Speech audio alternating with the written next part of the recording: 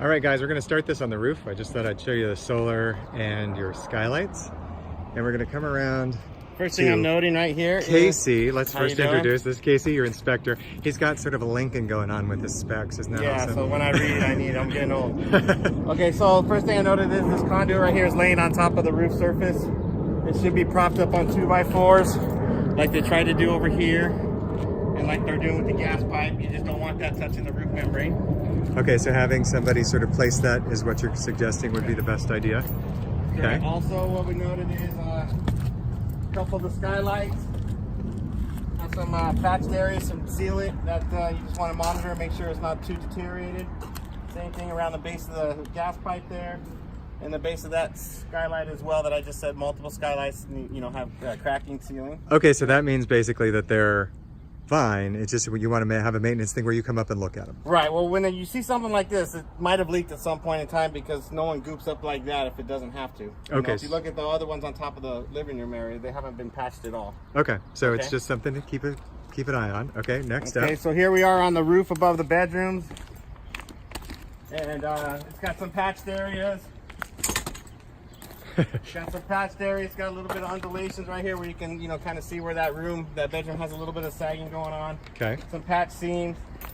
Right here, like I said, where they kind of screwed in this facade right here, they screwed in the screws right into the roof membrane, and that could be the source of why you're getting that water damage on your fascia and your eave on that south end of the house. Okay, and these guys, we haven't gone down there yet, so they may not be completely aware. On the underside, we've got what looks like some water damage or some rot, and so this here is likely what's causing it. And you talked a little bit, Casey, about what you thought might help with this, but we should talk to a roofer, and that was that it may need some of this roofing. Yeah, if they're going to replace any plywood, they'll probably replace at least 4 feet of it so they can put a full sheet, Okay.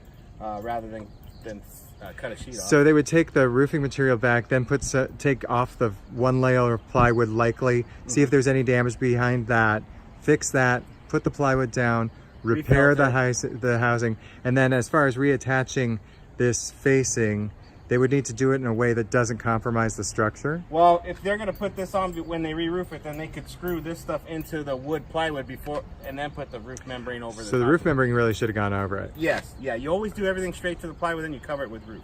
Okay, all right. Okay, but you can tell that it's kind of solid here. There's a little undulation here. There's a little undulation there. There's just a lot of undulations on this addition area here.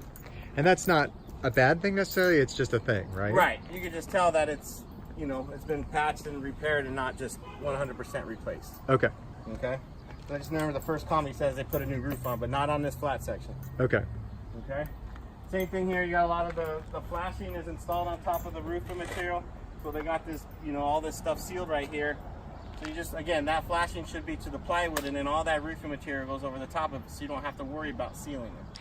And that would be in a perfect world. In this world where it's done, now it's really just maintaining it, making sure it doesn't. Make sure your sealant's not deteriorated. Got it. Okay. And that's it up here. Okay, I'll turn you off. Good.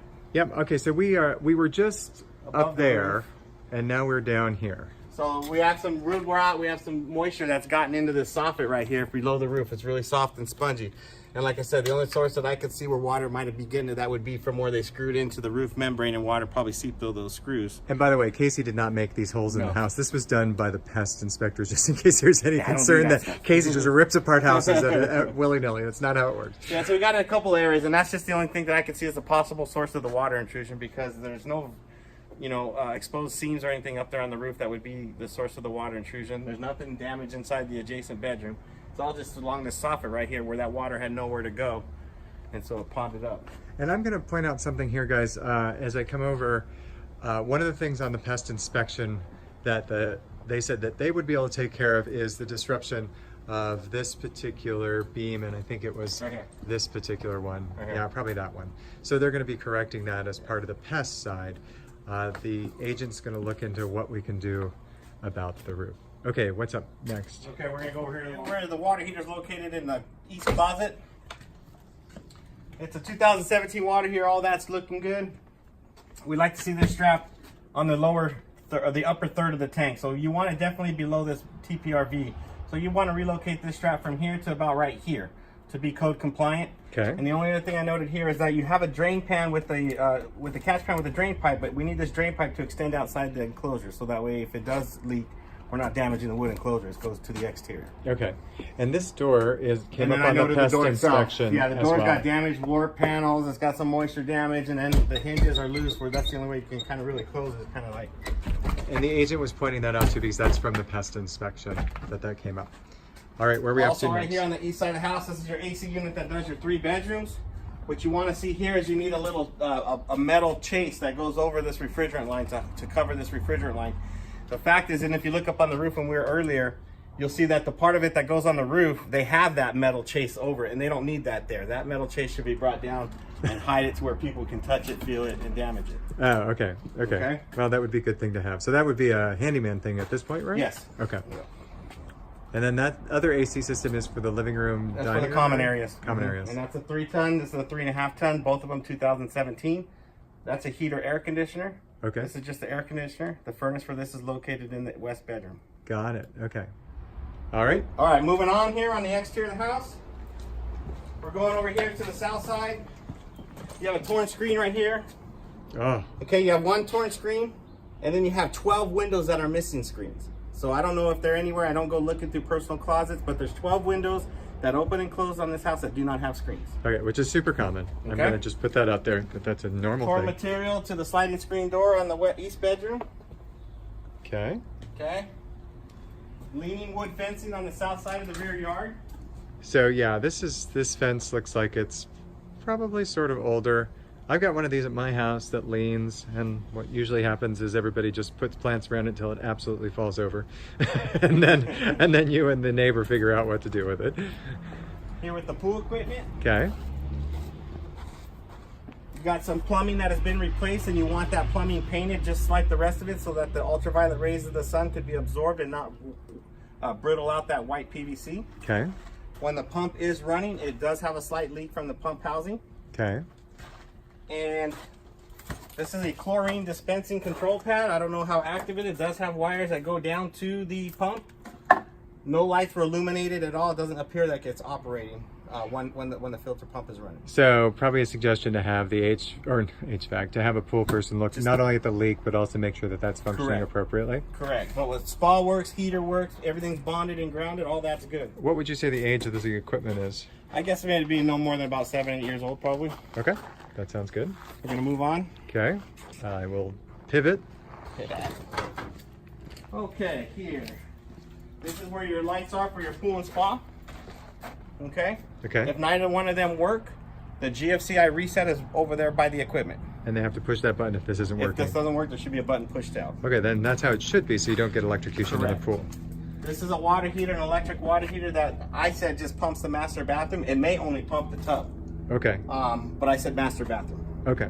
Okay, and then it's missing the insulation. That's deteriorated, just like here, it needs the insulation. Oh, okay, and that's little another electric- handyman thing. Got it. The electric tapeless. Outdoor shower works.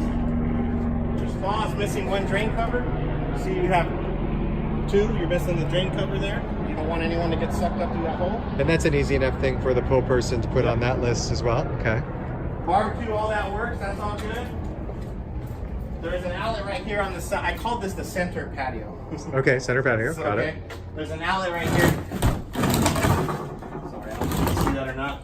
Got it. It doesn't have an exterior cover. Yeah. Code red. Code red. Okay, keeping going to the north. All right. We're gonna have to balance on the pool here. Oh, this is going to be very exciting. Your autofill valve for your pool. Gas meter. So autofill is where if you're not familiar with the pools, as the water level goes down, this is like a toilet where it has like the little bobber that goes up and down. And when the bobber's down too low, it starts filling the pool again. As long as that valve right there is left on. As long as this valve right here on the left is left on. Here with Mark locked it, but this gate, you have to see this gate have a self-closing hinge on it. Since it opens up right into the pool, you can't have pedestrians that walk by, see an open gate, walk into your house and drown. So that should be auto close. It does have tension hinges. They're going to need to be adjusted though, Okay. or install a spring. Okay. Okay. That's good for them. All right, so we're back inside the house. What do we got here? Not much. It's not much inside the house. That's good. We got some separated drywall tape or corner bead Okay, I didn't get up there to see if it's corner bead or if it's tape. It may just be corner bead. Okay. It's going to be from heat expansion. Doesn't look, again, any moisture's got in there. It just probably gets really hot and expanded. Okay. And then we're going to go to the bedrooms. Okay, so here we are in the, I'm calling this the east bedroom. Okay. First thing I noticed is the ceiling height does not meet 7.5 feet. It should be 7 feet 6 inches in order to be technically a bedroom, so it's a little low. Okay. We do have some wood rod on the baseboard adjacent to the slider doors on the south wall. Again, Casey didn't make it look like this. This was done by the pest inspectors, and the owner does know about this. What happened? I will tell you. At least what the agent told me is that the seller had left the doors open because he was doing some moving, and it was right during the rainstorm. So tons of water came in, and that is not actual wood. It's whatever it's called. It sucks up moisture really quickly. Yeah. So we have that, and that's in the other bedroom as well, to the correct, west. And that's the same thing with the bedroom ceiling as well. Okay. And in the other bedroom, the west bedroom is missing a slider screen door. Okay. And then in the master bathroom is the next. The master bathroom. And one thing I noted is this master bathroom is the spa tub did not work. Okay. Okay, so when you turn it on, no jets come out, no jets come on. I went to the access panel. There's no visible outlet where I could access to see if anything was plugged in. So, okay. That's so they need someone to take a look at that and get that. Right, so I wanted to fill up so that you saw that. Okay. I'm doing it right now. And that's it. Oh, and so it doesn't really have a cover there. They just have that little. Yeah, the stopper's been removed, so they have that portable one. Okay, because I did note that in my Avid. All right. Otherwise, we all good? The only other thing is in the kitchen, the vent fan connected to the range does not work. So it doesn't draw? It doesn't come up. Oh, because it's supposed to be. It's a downdraft. Downdraft. So you should be able to push a button, it rises up, suck in the air, but it never rises up to even turn on. Okay, great. Okay, I'll have it to you guys tomorrow. Thank you. You guys totally are going to do this. Okay, so this is the clean out in the porch, and we just side patio, pool, under these brass covers, 2 clean outs here. Was it just fine all the way out to the, everything's fine? All the way, yeah, all the way back to the back bathroom, all the way up past, there's a 3-inch clean out up front. Okay. And that's only able to go through the house. These ones you can go both ways. Oh, okay. All the way out to the street is good. Majority of all the sewer, the main trunk is ABS. Okay. There's a few spots where they still left the cast. So ABS is new then, so they redid it at one point. At one point in time it's been done. There's no issues, no, I can't tell, I don't see anything like cracked galvanized under the ground. Okay. There's no root penetration, so that's a good sign. Great, okay.